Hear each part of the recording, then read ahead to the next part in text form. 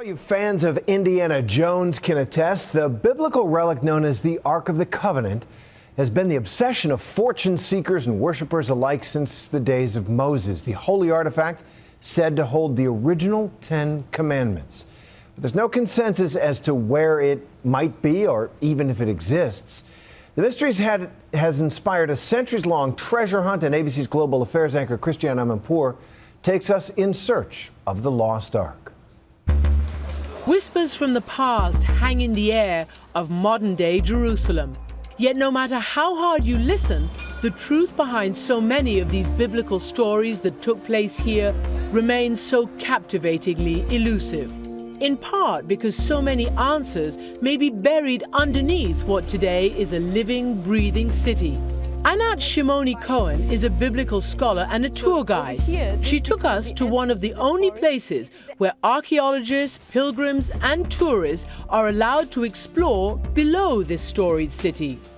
It's notoriously difficult to dig under the old city of Jerusalem. It's very difficult because it's very sensitive. We are talking about holy places of the three main monotheistic religions. It's so politically charged. It's so politically charged. Discovered by accident in the 19th century when an archaeologist was walking his dog, this massive network of caves and tunnels is known as Solomon's Quarries. King Solomon is the founding father of the Freemasons. Of the Freemasons. The reminders of Solomon, his temple, and its destruction seem to seep from these walls. The name of this corner is Zedekiah's Tears. The tears of the king. Yeah, the tears of the king. Why is he crying? Well, this was the end of the first temple period.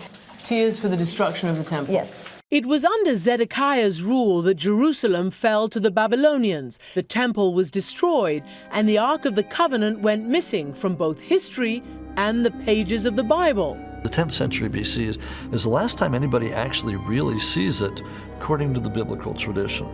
Now, there are other stories that maybe somebody spirited the Ark out of the city just ahead of the destruction. Many believe these underground tunnels were used to secretly transport the Ark out of Jerusalem.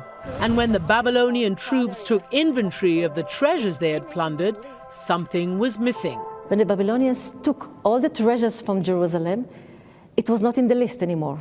The Ark? Yes, the Ark was not in the list. There are all kinds of possibilities as to where it ended up. One famous story suggests the Ark was taken from Jerusalem to Egypt hundreds of years before the Babylonian siege began. That's where Indiana Jones goes and looks for it.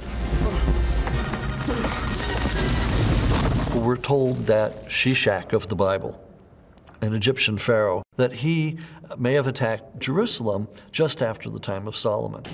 And there is one theory that he took away the Ark of the Covenant. He may have taken the Ark back to the city of Tanis. It's possible the Ark was brought to Egypt by Shishak, but the evidence is underwhelming, and archaeologists believe it's no more likely to be buried in the sands of Tanis than locked away in a government warehouse. Back in the caves below Jerusalem, we encounter another possibility, that as Jerusalem fell to the Babylonians, the Ark was not taken away, but was instead hidden away in this underground labyrinth. People trying to be detectives, are they trying to uncover something? Well, some people prefer to leave it as it is. And some people I know that still look and wants to find the Ark of the Covenant. Today, the idea of the Ark transcends time and faith. Like so many of the biblical stories, it inspires the simple yet universal search for meaning. I'm Christiane Amanpour for Nightline in Jerusalem. Thanks, Christiane. You can see much more on Back to the Beginning with Christiane Amanpour tomorrow night at 9 p.m. here on ABC.